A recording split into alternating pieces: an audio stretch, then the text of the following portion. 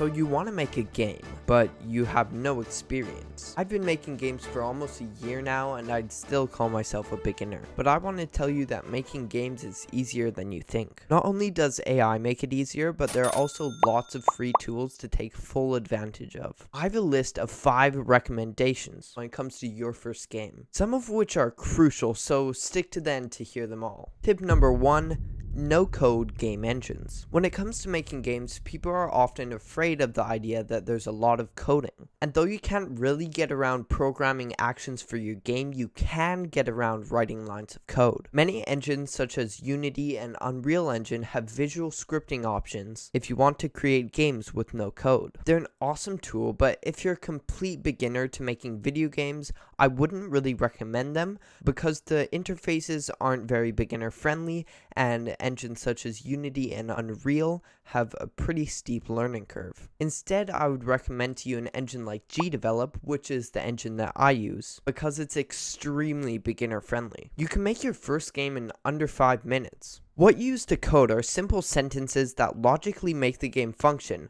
not confusing lines of math. There are tons of other engines that use visual scripting in a more beginner method, like GameMaker, Scratch, and Construct, so there's no reason to be freaked out by code. Tip number 2, start making games. One of the worst things you can do when you want to make a game is not make a game. This may sound stupid, but when you want to make a game, you should just get at it and not let procrastination stop you. It can also be hard to make a game because there's a lot of new things to learn, and you can get really stuck on advanced concepts. You might want to go about choosing the best game engine or watching a zillion videos before starting.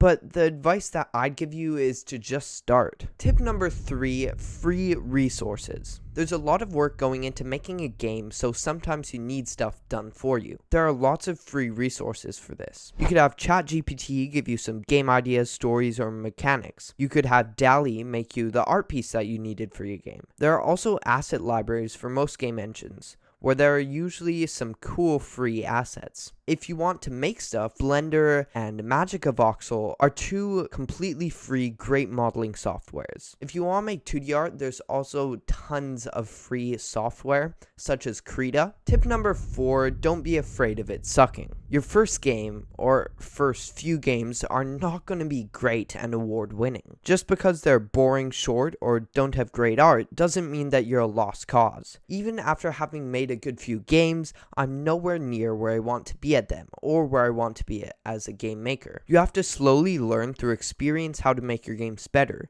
You need to wait for your skills to grow. And they will. I've noticed a steady improvement in not only the games I make now versus the games I started making, but also the speed at which I make these games.